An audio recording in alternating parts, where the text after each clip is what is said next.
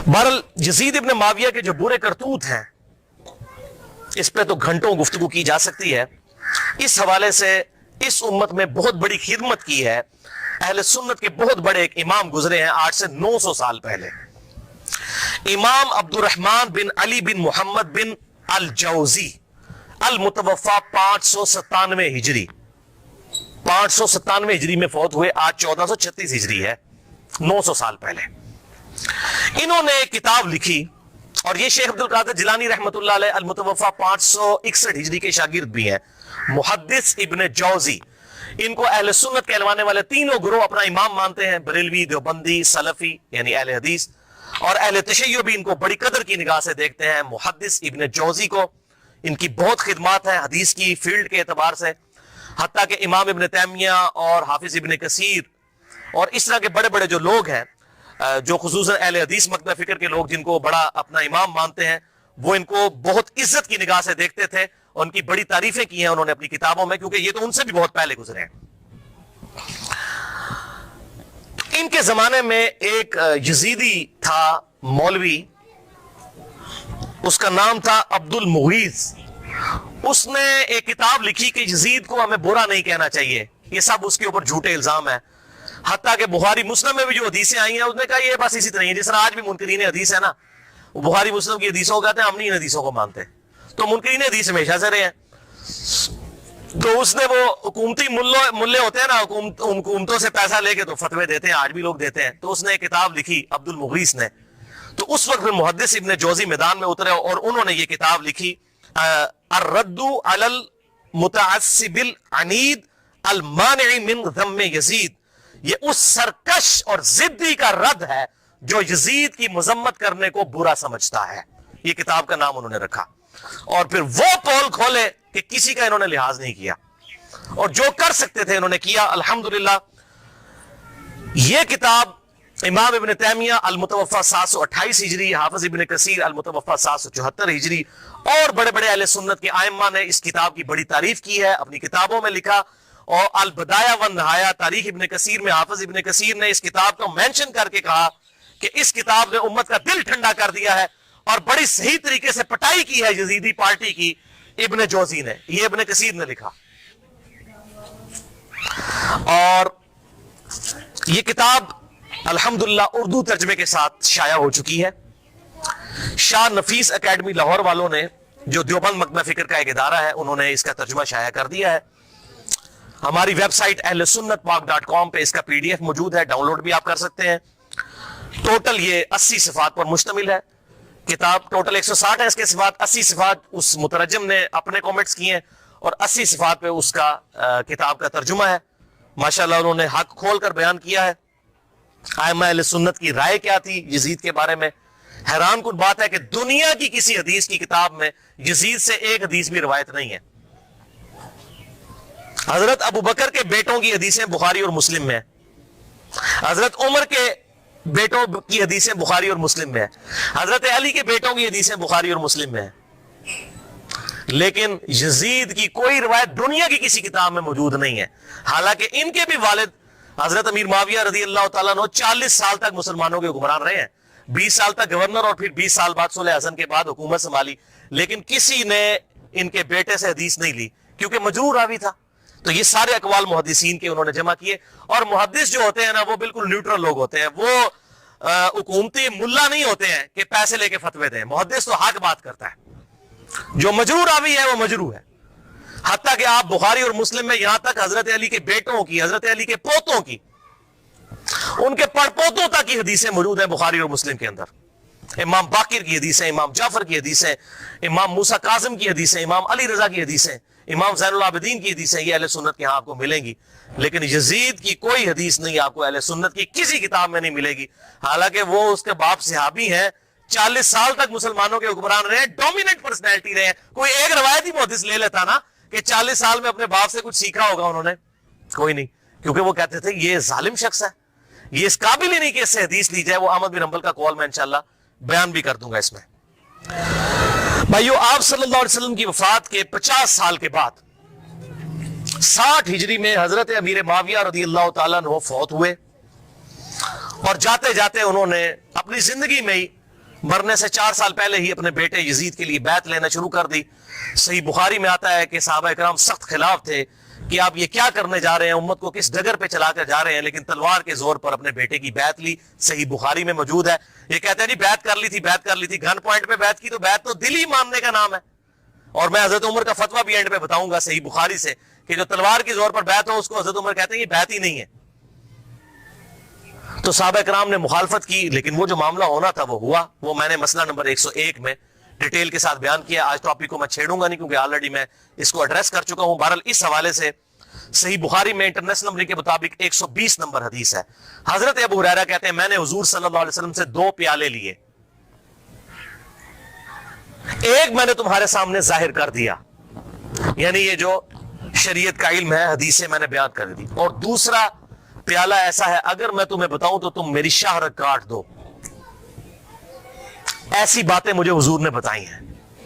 وہ کیا باتیں تھی؟ وہ صحیح بخاری کے اندر ہی انٹرنیشنل نمبر کے مطابق 3605 نمبر حدیث ہے. حضرت ابو ہریرہ کہتے ہیں کہ مجھے حضور صلی اللہ علیہ وسلم نے بنو قریش بنو امیہ کے لونڈوں کے ان لڑکوں کے نام بتائے ہیں, ان کے ماں باپ اور قبیلوں کے نام تک بتا دیے ہیں جن کے ہاتھوں اس امت کی تباہی ہونے والی ہے. اور میں چاہوں تو ان کے نام, ان کے ماں باپ کے نام بھی بتا سکتا ہوں. جیسے حضرت حذیفہ ابن یمان کو حضور صلی اللہ علیہ وسلم نے منافقین کے نام بتائے تھے, حضرت ابو ہریرہ کو ان لوگوں کے نام بتا دیے تھے جن کے ہاتھوں امت کی تباہی ہونے والی تھی, بنو امیہ کے وہ لڑکے. حتیٰ کہ اسی حدیث کے تحت فتح الباری میں امام ابن حجر اسقلانی رحمہ اللہ المتوفی 852 ہجری وہ لکھتے ہیں, اور بڑی انہوں نے اسناد مختلف کتابوں سے, المصنف ابن ابی شیبہ سے, باقی کتابوں سے جمع کی کہ حضرت ابو ہریرہ یہ دعا کیا کرتے تھے, اے اللہ مجھے 60 ہجری تک باقی نہ رکھنا اور لڑکوں کی حکومت سے پہلے موت دینا. 59 ہجری میں حضرت ابو ہریرہ فوت ہو گئے اور 60 ہجری میں یزید ابن معاویہ تخت نشین ہوا. اور اس میں ایک مرفوع حدیث ہے انٹرنیشنل نمبر کے مطابق مسند امام احمد میں 8302 اور مشکات میں بھی 3716 کہ آپ صلی اللہ علیہ وسلم نے فرمایا 70 کی دہائی کے آغاز سے اللہ کی پناہ طلب کرو اور نوجوان لڑکوں کی حکومت سے اللہ کی پناہ طلب کرو. 70 کی دہائی کا آغاز یعنی 61 ہجری, اور واقعہ کربلا 61 ہجری میں ہوا ہے. تو آپ صلی اللہ علیہ وسلم نے اپنی امت کو اس حوالے سے خبریں دی تھیں کہ آپ صلی اللہ علیہ وسلم کی وفات کے بعد امت کے ساتھ کیا سلوک ہونے والا ہے. تو اس کے ظلم کی داستان بہت طویل ہے. یہاں پر میں اس کے 3 بڑے بڑے سیاہ کارنامے ذکر کروں گا احادیث کی کتابوں سے, تاریخ نہیں. اگر تاریخ میں نے بتایا تاریخ میں اگر 10 باتیں یزید کے حق میں ہے نا تو 1000 اس کے خلاف ہیں. لیکن کیا کرتے ہیں یہ حکومتی ملے, وہ چند ایک باتیں نقل کر کے تو پھر دفاع کرنے کا کوشش کرتے ہیں اور پھر کتابوں پہ پابندی لگ جاتی ہے. وہ جو جھوٹی کتاب صلاح الدین یوسف صاحب نے لکھی, وہ گورنمنٹ نے پابندی لگا دی.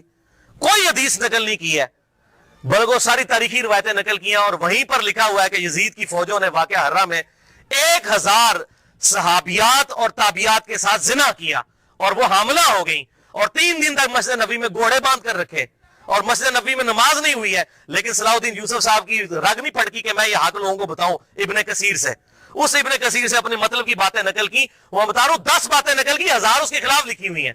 لیکن جب کوئی بندہ بےایمانی پہ اتر آئے تو اس کا تو کوئی علاج نہیں ہے. لہذا میں تاریخ کو کرتا ہوں سائڈ پہ, میں صرف آپ کو احادیث سے حوالے دوں گا جس کے سامنے اب سارے خاموش ہو چکے ہیں. جب سے یہ میری یہ پمفلٹ آئے ہیں, یہ واقعہ کربلا کا حقیقی پس منظر 50 صحیح الاسناد احادیث کی روشنی میں, یہ والا پمفلٹ, اور یہ رافضیت ناسبیت اور یزیدیت کا تحقیقی جائزہ, یہ پمفلٹ میں نے ڈاکٹر ذاکر نائک کے خلاف لکھا تھا, انگلش کے اندر بھی اردو کے اندر بھی. اور ان کے ہم نے شاگرد پاکستان آئے, ان کے ہاتھ میں یہ پمفلٹ پکڑائے کہ خدا کے لیے کہ آپ یہ کون سی وہ امام غزالی کی لکھی ہوئی تاریخ بیان کر رہے ہیں, ابن تیمیہ کی لکھی ہوئی تاریخ بیان کر رہے ہیں. خدا کے لیے حدیث کی کتابیں پڑھیں, بخاری اور مسلم پڑھیں, یا تو بخاری اور مسلم کو غلط کہہ دیں, منکرین حدیث مان جائیں.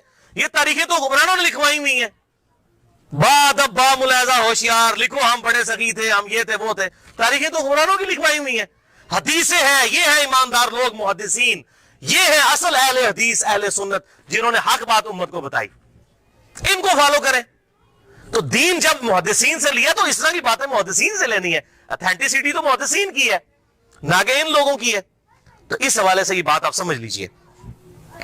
3 سیاہ کارنامے یزید کے.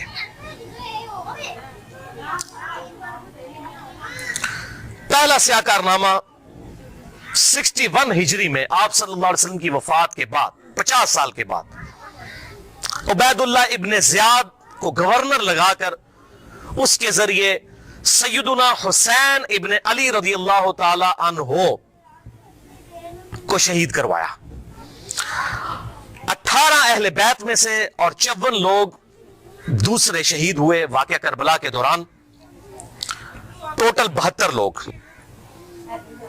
اور اس کا ذکر صحیح بخاری میں انٹرنیشنل نمبر کے مطابق 3748 نمبر حدیث میں موجود ہے، اور صحیح مسلم میں 6309 نمبر حدیث کے اندر بھی موجود ہے کہ جب حضرت حسین کے قتل کے بعد حضرت امام زین العابدین علی ابن حسین رحمہ اللہ تعالی جب مدینہ شریف آئے تو ان کے ہاتھ میں حضور کی تلوار تھی جو حضرت علی کے پاس تھی، اس کے بعد مولا حسین کے بعد تھی، مولا حسین کے بعد زین العابدین کے پاس آئی. صحیح مسلم 6309. تو مسور بن مخرمہ رضی اللہ تعالیٰ عنہ حاضر خدمت ہوئے اور انہوں نے کہا کہ اے نبی کے بیٹے، یہ تلوار آپ میرے حوالے کر دیں ورنہ یہ کہیں بنو امیہ کے ظالم لوگ آپ سے چھین نہ لیں، اور میں اپنی جان سے بڑھ کر اس کی حفاظت کروں گا. تو یہ صحیح مسلم میں موجود ہے. لوگ کہتے ہیں نہیں پتہ نہیں حسین قتل بھی ہوا تھا کہ نہیں. ٹھیک ہے، اب لوگوں نے یہ باتیں کرنا شروع کر دی ہیں. تو بھائی جھوٹ کے تو کوئی پاؤں نہیں ہوتے ہیں. جب لوگوں نے یہ جرت کی تھی وہ صحابہ وہ بغلوں میں بت رکھ کے آتے تھے اس لیے رفع یدین ہوتا تھا، حالانکہ اہل سنت اور اہل تشیع کا رفع الیدین پہ اجماع ہے، سوائے حنفیوں کے پوری امت متفق ہے کہ آپ صلی اللہ علیہ وسلم رکوع میں جاتے وقت رکوع سے اٹھتے وقت رفع الیدین کرتے تھے. لیکن جب کوئی بندہ بے ایمانی پر اترا ہے تو اس کا تو کوئی علاج ہی نہیں ہے. وہ کہے گا جی بت رکھ کے آتے تھے، اے بھی ہوئی یہ بت رکھ کے آتے تھے. بھائی صحیح مسلم میں موجود ہے، صحیح بخاری میں واقعہ کربلا کا ذکر موجود ہے. دوسرا سیاہ کارنامہ،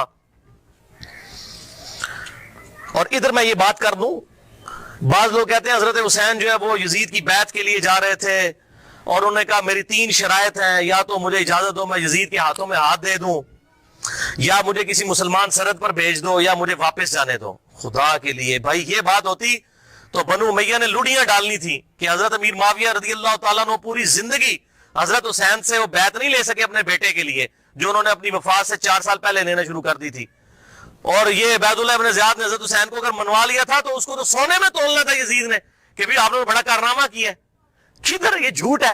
انصاب الاشراف کتاب سے یہ پیش کرتے ہیں، شیخ زبیر لزئی صاحب نے پوری تحقیق لکھی ہے کہ یہ کتاب ہی ثابت نہیں صحیح سند کے ساتھ، اور اس کتاب میں تو ایسی ایسی حدیثیں کہ کئی صحابہ کا ایمان ہی ثابت نہیں ہوگا اگر اس کتاب کو انصاب الاشراف کو پیش کریں. اور یہ جو روایت ہے وہ روایت بھی منقطع ہے. حلال بن صاف یہ بیان کرتے ہیں ان کا واقعہ کربلا میں ہونا ثابت ہی نہیں ہے، اور منقطع روایت کوئی حجت نہیں ہوتی ہے. تو یہ کتاب بھی ثابت نہیں، بالکل جھوٹ ہے. پوری امت بیعت کر لیتی، حضرت حسین بیعت نہ کرتے اس وقت تک ان کو سکون نہ آتا. کیوں؟ حسین کا بیعت کرنے کا مطلب تھا کہ آل محمد نے بنو امیہ کی بدماش حکومت کو اسلامی حکومت تسلیم کر لیا ہے. اس لیے آپ دیکھیں ایک حسین نے بیعت نہ کی تو یار کیا ہوا، کوئی فرق نہیں پڑتا، چھوڑ دو. حضرت سعد ابن عبادہ نے بخاری مسلم میں آتا ہے کہ حضرت ابوبکر اور عمر کی بیعت نہیں کی تو کیا حضرت ابوبکر نے ان کو قتل کروا دیا تھا؟ نہیں. 6 مہینے تک حضرت علی نے بھی بیعت نہیں کی، بخاری اور مسلم میں آتا ہے، کیا قتل کروا دیا؟ تو یہ بات کرنا بڑا آسان ہوتا ہے، ایسے معاملات ہوتے نہیں ہیں. حق بات وہی ہے جو کتابوں کے اندر لکھی ہے، باقی لوگ جتنی باتیں کرتے رہے وہ سب جھوٹی کہانیاں ہوتی ہیں. تو یہ دوسرا سیاہ کارنامہ یہ تھا کہ جب حضرت حسین کو شہید کیا گیا تو ظاہر امت میں کوہرام مچ گیا. تو جن لوگوں نے تلوار کے زور پر بیعت کی ہوئی تھی، دبے ہوئے تھے، وہ بھی میدان میں اترے. انہوں نے کہا کہ ہم یزید ابن معاویہ کی بیعت توڑ کے اس کو پھینک دیتے ہیں. سب سے پہلے اہل مدینہ نے بغاوت کی، اور صحیح مسلم میں کتاب الامارہ چیپٹر میں موجود ہے یہ چیز، امارت کے بیان والے چیپٹر میں صحیح مسلم کے اندر. اور جب بیعت توڑی تو ظاہر ہے کہ پھر یزید کو غصہ آیا، اس نے پھر فوج اپنی بھجوائی اور اس نے اہل مدینہ کے اوپر جو ہے وہ چڑھائی کر دی. 3 دن تک مدینہ تو رسول کو حلال ٹھہرا لیا کہ وہ حضرت عثمان غنی رضی اللہ تعالیٰ عنہ جنہوں نے شہادت گوارا کر لی لیکن مدینے میں اپنے دفاع میں تلوار نہیں اٹھنے دی کہ مدینہ تو رسول میں میری وجہ سے خون نہ گرے. اس یزید ظالم شخص نے مدینے پر حملہ کروایا اور قتل عام مسلمانوں کا کروایا. صحیح بخاری میں کتنی حدیثیں ہیں میں ان کے حوالے دے دیتا ہوں. صحیح بخاری میں 2604 2959 4024 4906 یہ صحیح بخاری میں ہے. صحابہ کا قتل عام کروایا. یہ کہتے ہیں صحابہ کے گستاخ، اور جنہوں نے چمچے ہونا سب تو بڑے گستاخ او جے صحابہ دے جنہوں نے صحابہ نو قتل کیتا جے. گالی دینا تو چھوٹا جرم ہے، قتل کروانا بڑا جرم ہے. اور گالی بھی میں نے بتا دیا انہوں نے شروع کروائی ہوئی ہے. یہ ساری بدعتیں بنو امیہ کی شروع کی ہوئی ہیں، ممبروں پر حضرت علی پر لعنت کرنا اور صحابہ کو قتل کرنا. اور صحیح مسلم میں 3339 3319 3323 سے لے کر 3333 تک یہ 15-20 احادیث ہیں جن کا لب لباب یہ ہے کہ آپ صلی اللہ علیہ وسلم نے ارشاد فرمایا جس نے اہل مدینہ کو ڈرایا، اہل مدینہ کو دھمکایا یا مدینہ میں بدعت کو جاری کیا, مدینے والوں پر ظلم کیا, اس پر اللہ کی لعنت, اللہ کے فرشتوں کی لعنت اور تمام لعنت کرنے والوں کی لعنت. کہتے ہیں یزید پر لعنت نہ کریں. ہم کسی کلمہ گو اہل قبلہ کے اوپر لعنت کے قائل نہیں ہیں. آپ صلی اللہ علیہ وسلم نے ہمیں منع کیا ہے, لیکن اس کا یہ مطلب نہیں کہ وہ لعنت کا اہل نہیں ہے. لعنت خود بخود ہو جائے گی. قرآن میں آیا لعنت اللہ علی الکاذبین, جھوٹوں پر اللہ کی لعنت. آپ میرے سامنے واضح جھوٹ بولیں, میں آپ کو لعنتی پھر بھی نہیں کہہ سکتا, حالانکہ آپ لعنت کے مستحق ہو رہے ہوں گے. جھوٹ بول کے خود بخود مستحق ہوں گے لعنت کے. اسی طریقے سے سورہ محمد کی آیت نمبر 22 اور 23 میں آتا ہے, جو لوگ فساد فی الارض کرتے ہیں, زمین میں قتل نہ حق کرتے ہیں, ان پر اللہ تعالیٰ کی لعنت ہوتی ہے. تو قرآن میں لعنت آئی ہے ظالموں کے اوپر, تو ہمیں تو بھیجنے کی ضرورت ہی نہیں. خود بخود جسے فٹ اسے گفٹ, جو ایسا کام کرے گا وہ خود لعنت کا مستحق ہو جائے گا. ہم کیوں لعنت بھیجیں, وہ خود بخود لعنت کے مستحق ہو گیا. وَلِعَاذُ بِاللَّهِ تعالی. اور اسی واقعہ, اس کو واقعہ حرہ کہتے ہیں, جس میں اہل مدینہ کو لوٹا گیا. اور یہاں تک کہ حافظ ابن کثیر جو آخری درجے تک اہل شام کا دفاع کرتے ہیں, لیکن یہاں پر وہ بھی تڑپ اٹھے اور انہوں نے کہا کہ یہ یزید نے جو ظلم ڈھایا, 1000 صحابیات اور تابعیات بغیر شادی کے حاملہ ٹھہری, زنا کیا یزید کی فوجوں نے. 3 دن تک مسجد نبوی میں گھوڑے باندھے, وہاں پر پیشاب کرتے رہے اور مسجد نبوی میں نماز نہیں ہوئی. اور حتیٰ کہ پھر حافظ ابن کثیر تڑپ اٹھے جب مختار سقفی نے 22,000 قاتلین حسین کو ایک ایک لسٹ بنا کر قتل کیا, تو ابن کثیر کہتے ہیں کہ اس نے مسلمانوں کے دل ٹھنڈے کر دیے. ایک تو توابون کھڑے ہوئے 4000 کے قریب, لیکن وہ عبید اللہ ابن زیاد کا مقابلہ نہیں کر سکے. بعد میں مختار سقفی نے جس طریقے سے ان کو قتل کیا جو حضرت حسین کے خلاف کھڑے ہوئے تھے, اور آپ دیکھیں اس کا سرغنہ کون تھا, عمر ابن سعد ابن ابی وقاص, جنتی صحابی کا بیٹا. حضرت نوح علیہ السلام پیغمبر سے بیٹا کیا نکلا, کافر. نہیں صحابہ کی اولاد, او بھائی نبی کی اولاد سے بڑھ کر کون ہو سکتا ہے, حضرت نوح کا بیٹا کافر. تو اس کی وجہ سے حضرت نوح کو تو کوئی لعن طعن نہیں کر سکتا. اسی طریقے سے عمر ابن سعد کی وجہ سے سعد ابن ابی وقاص جنتی صحابی ہیں. ایک مجلس میں جن 10 صحابہ کو بشارت ملی ان میں یہ بھی شامل ہے, اور آخری وقت تک یہ حق کی آواز بلند کرتے رہے الحمدللہ. تو سعد ابن ابی وقاص میں صرف بیان کروں کس طرح وہ حضرت علی کے فضائل امیر معاویہ کے دور میں بیان کرتے تھے اور ڈنکے کی چوٹ پہ کرتے تھے, اور جو لوگ حضرت علی پر لعنت کرتے تھے ان کے وہ خلاف کھڑے ہوتے تھے. یہ پورا ایک ٹاپک ہے بخاری اور مسلم کے اندر, جو کبھی ٹائم ملا تو میں انشاءاللہ بیان کروں گا. لیکن بیٹا آگے دیکھیں کیا نکلا. اسی واقعہ حرہ پر امام احمد بن حنبل رحمۃ اللہ علیہ کا قول صحیح سند کے ساتھ اسی ابن جوزی کی کتاب میں موجود ہے, صفحہ نمبر 40 پہ, جو عربی میں نسخہ ہے, اردو میں آپ کو مل جائے گا. یہ امام احمد بن حنبل سے ان کے شاگرد نے پوچھا یزید ابن معاویہ کے بارے میں کہ کیا آپ یزید ابن معاویہ کے بارے میں آپ کا کیا خیال ہے. یہ اب میں آپ کو بتانے لگوں کہ اہل حدیث کا کیا موقف تھا. سب سے بڑے اہل حدیث اہل سنت امام احمد بن حنبل المتوفا 241 ہجری, جو اہل سنت کے بڑے ائمہ ہیں, بخاری اور مسلم کے استاد ہیں. اور وہ کیا کہہ رہے ہیں, آپ حدیث میں کس کو لیتے ہیں کہ جی کس راوی پر بحث کرنی ہے, آپ کہتے ہیں یہ فلاں محدث اس کو ضعیف کہتا ہے. اب یہ سب سے بڑا امام اہل سنت کا کیا کہہ رہا ہے, وہ کہتے ہیں کہ یزید وہی ہے جس نے مدینے والوں کے ساتھ وہ کرتوت کیے جو اس نے کیے. شاگرد نے پوچھا یزید نے کیا کیا تھا, احمد بن حنبل نے فرمایا اس نے مدینے والوں کو لوٹا تھا. شاگرد نے پوچھا کیا ہم یزید سے حدیث بیان کر سکتے ہیں, احمد بن حنبل نے فرمایا یزید سے حدیث مت بیان کرو, اور کسی کے لیے یہ حلال ہی نہیں ہے کہ وہ یزید سے ایک حدیث بھی بیان کرے. پھر شاگرد نے پوچھا کہ جب یزید نے یہ حرکتیں کی تھیں تو کن لوگوں نے یزید کا ساتھ دیا تھا, تو احمد بن حنبل نے فرمایا اہل شام نے, یہ شامیوں نے یہ غلط کام کیا تھا جو یزید کے ساتھ مل کر اہل بیت کے ساتھ اور اہل مدینہ کے ساتھ ظلم ان پر ڈھایا تھا. یہ دوسرا کارنامہ.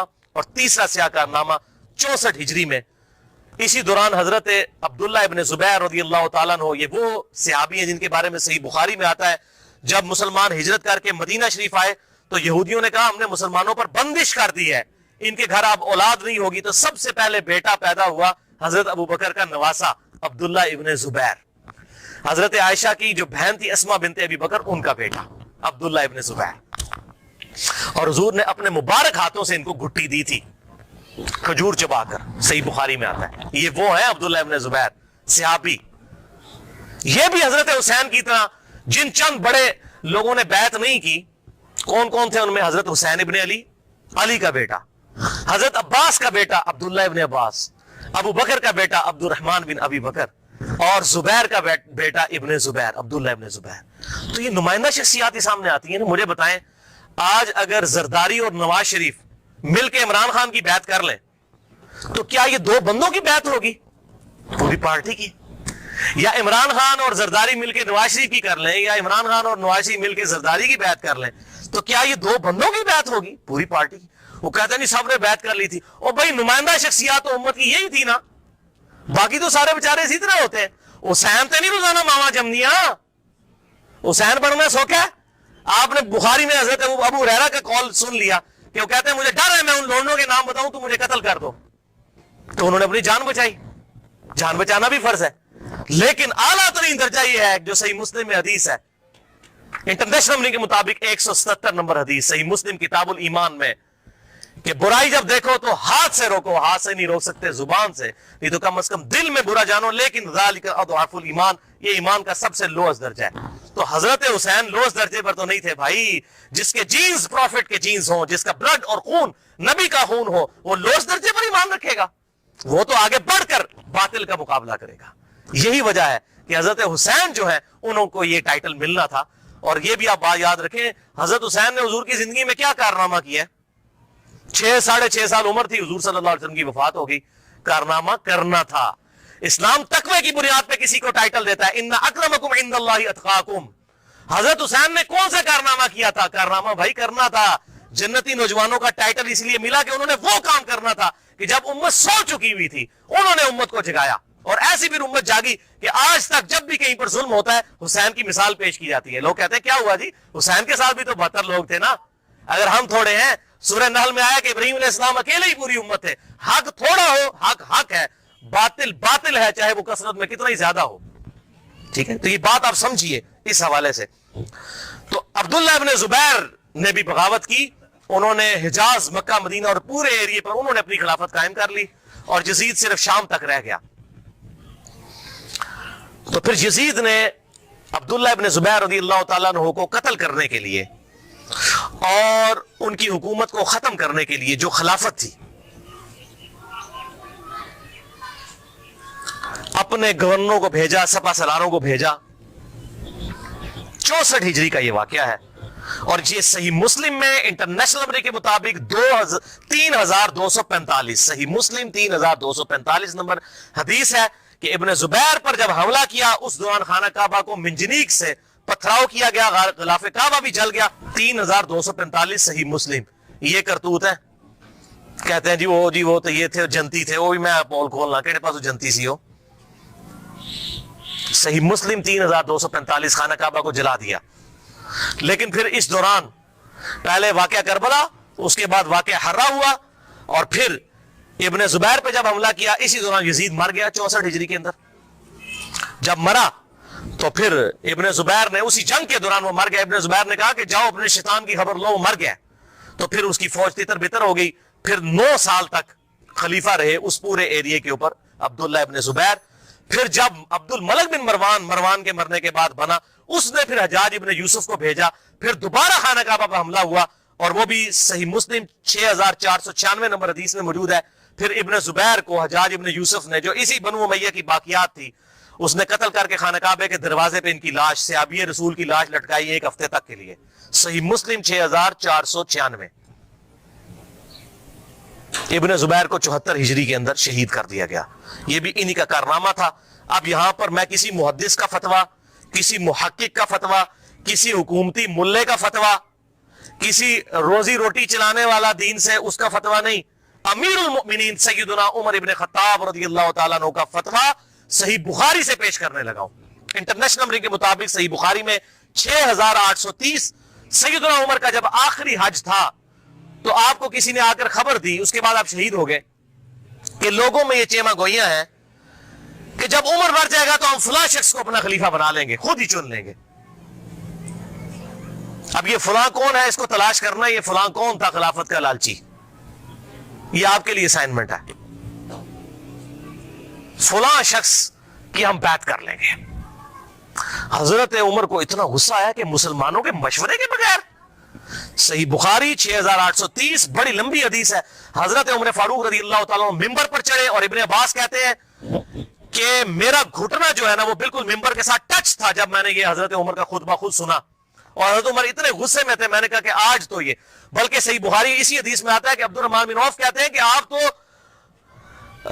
عرفات کے میدان میں خطبہ دینے لگے. تو میں نے کہا امیر المومنین یہاں پر ہر طرح کے لوگ موجود ہیں, کوئی پڑھ لکھے ہیں, کوئی ان پڑھ ہے, تو آپ کی بات کا کوئی اور مطلب نہ لے لیں, آپ صبر کریں, مدینہ جا کے خطبہ دیں.